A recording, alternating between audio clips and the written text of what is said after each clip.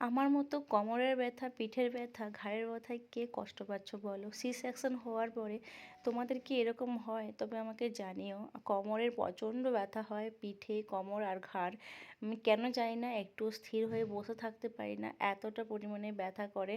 তো যার জন্য আমি প্রায় দিনই এটা আমাকে নিতে হয়, যেটা আমি আজকে যাচ্ছি নিতে। তো চলো তোমাদেরকে নিয়ে যাবো সাথে করে, যে আমি কোথায় যাচ্ছি, কী করছি।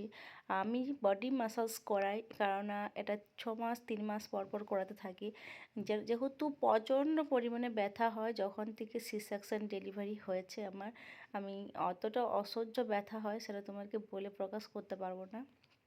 তো আজকে চলে গিয়েছিলাম সেক্টর 104-এ, নয়দাতে থাকি আমি। নয়দার 104-এ যাওয়ার পরে ওখানে 3টের সময় বুকিং ছিল, কিন্তু আমি বুকিংয়ের টাইমে যেতে পারিনি। 3টের সময় বাড়ি থেকে বেরিয়েছিলাম। তারপরে ওখানে পৌঁছে যাওয়ার পরে কি করব 3 ঘন্টা, 7:30টার সময় লাস্ট বুকিংটা করেছিলাম। কারণ বললো যে আর বাকি আর ফাঁকা নেই, সবসময় বুকিং আছে। তো আমরা বললাম কখন বুকিং ফাঁকা আছে? বললো 7:30টা। তো 7:30টার সময় বুকিং করেছি, 3:30টার সময় এসে পৌঁছে গেছি। বাকি সময়টা কিভাবে কাটাবো বুঝে উঠতে পারছিলাম না। ওখানে ওদেরকে বললাম যে আমরা এই টাইমটা এখানেই কাটাবো, বাচ্চাকে নিয়ে বাইরে থাকা যাচ্ছে না, আরিয়ান খুব বিরক্ত হচ্ছে। তো এখন এখানে কফি, তাছাড়া বাচ্চার ড্রয়িং, এইসব অনেক কিছুই আছে। তো আমরা মোটামুটি 3-4 ঘন্টা এখানেই কাটিয়ে নিয়েছি, ওই কফি খেতে খেতে।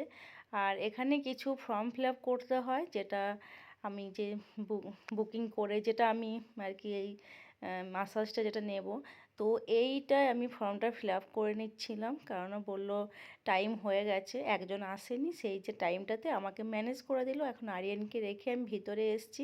এখন আমাকে একটা ড্রেস দিয়েছে, এই ড্রেসটা অন্যবারে, আগেরবার টাওয়াল দিয়েছিল, আগেরবার সাথে আমি অয়েল দিয়ে নিয়েছিলাম, আর এবার আমি ড্রাই মাসাজ করাচ্ছি।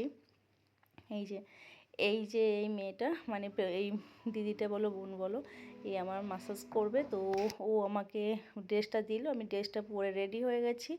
আর এই এখন আমার মাসাজ হয়ে গেছে, রেডি হয়ে গেছি। এখন বাজে 8:30, 9টা বাজতে যাচ্ছে, এখন বাড়ি যাব। ব্যাস, এসে আরিয়ানকে দেখতে পেয়েছি, আদর করে নিলাম, এবার যাব বাড়ি। লিফটেও উঠে পড়েছি, ভীষণ সুন্দর জায়গাটা। আর যখন মাসাজটা নিচ্ছিলাম, উফ কী আরাম লাগছিল। এটা মানে এত কোমরে ব্যথা হয় আমার, যে এটা নিলে খুব একটা রিল্যাক্স মানে ফিলিংস হয়। এই যে আমরা নিচে চলে এসেছি, এরপরে যাব বাড়ি। সন্তায়ও চলে এসছে নিচে। সন্তায় ছিল না, সন্তায় একটা কাজে, অন্য কাজে গিয়েছিল। আমরা একাই এসেছিলাম, একা মানে সন্তায় আমাদেরকে নামিয়ে দিয়ে গেছিলো এখানে। তো তারপরে এই যে যাব বাড়ি। গাড়ি পার্কিং আছে এখানে। আর এই হলো 104। 104টা এরকম দেখতে, ভীষণ ফাঁকা ফাঁকা, আর এখানে প্রচুর ফ্ল্যাট হচ্ছে। একদিন এসেছিলাম ফ্ল্যাট দেখতে। চলো আজকের মতো এই পর্যন্ত, দেখা হবে অন্য ভিডিওতে। কেমন লাগলো জানি।